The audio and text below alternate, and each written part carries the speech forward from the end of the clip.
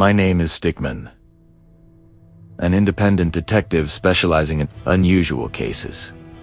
Not jewel heists, not criminals in masks. The cases I handle are much bigger events, where small decisions lead to chaos, where negligence becomes tragedy, where thousands of lives are involved. Today, my investigation board is filled with photos of a stadium, diagrams of crowd flow, and notes connected by red strings going everywhere. I stare at it while sipping a cup of coffee that's already cold. Disappearance. Just another sports incident. It's a moment that changed Stadia's safety forever. A day meant for joy that turned into disaster. The case is known as Hillsborough. April 15th, 1989. Picture this bright afternoon in Sheffield, England. Warm sun, nice weather, and excitement in the air. It was the FA Cup semi-final.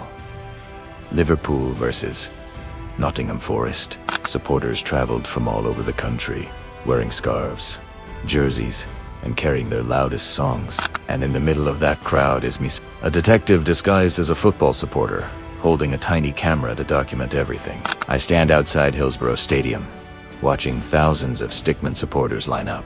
Some are joking, some take pictures, some sing loudly, "You'll never walk alone." It feels cheerful. No one knows that minutes later, history will turn dark right in front of them. The first problem begins very simply. Too many people in too small an area. Liverpool fans were assigned to the Leppings Lane end, a small section with only one main entrance. Police were responsible for crowd control, but that day, they assumed supporters were arriving late, so they delayed opening certain gates. This caused the crowd to swell outside. Then, in an attempt to reduce pressure, a senior police officer ordered Gate C to be opened. Sounded like a solution, right? I jot down in my notebook, decision without calculation. Because when Gate C opened, thousands of supporters flooded in at once without being directed.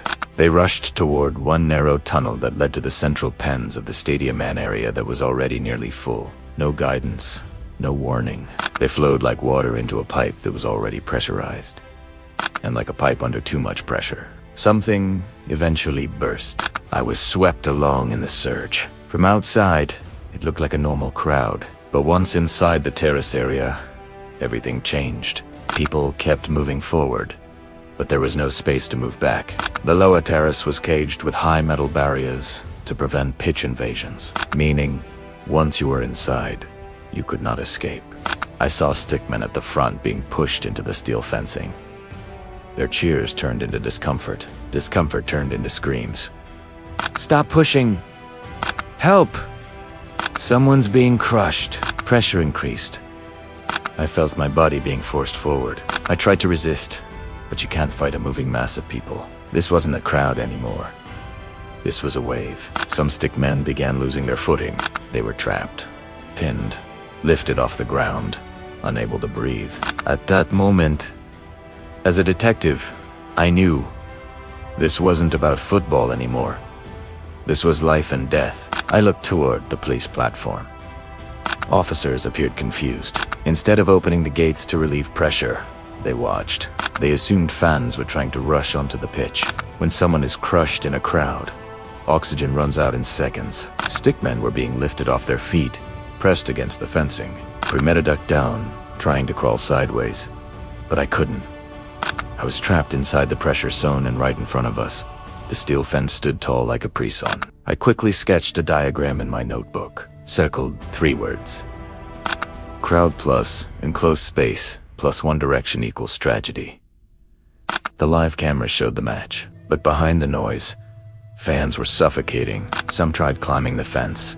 Others were lifted over by desperate hands. Voices pleaded with police. "Open the gate. People are being crushed." The gate remained closed. The match continued for 2 minutes. While hundreds were struggling to breathe, the game still went on.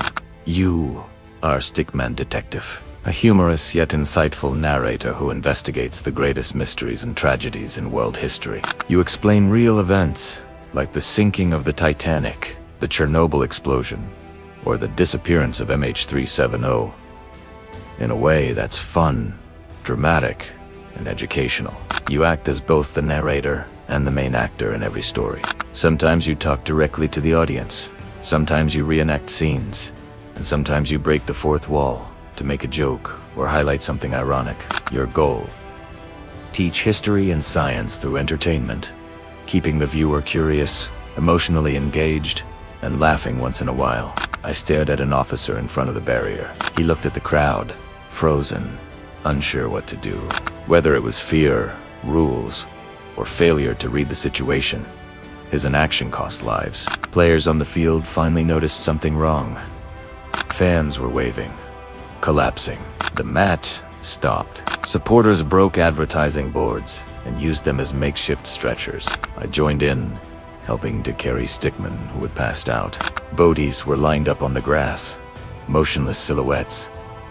Supporters attempted mouth-to-mouth resuscitation. They were not medical professionals.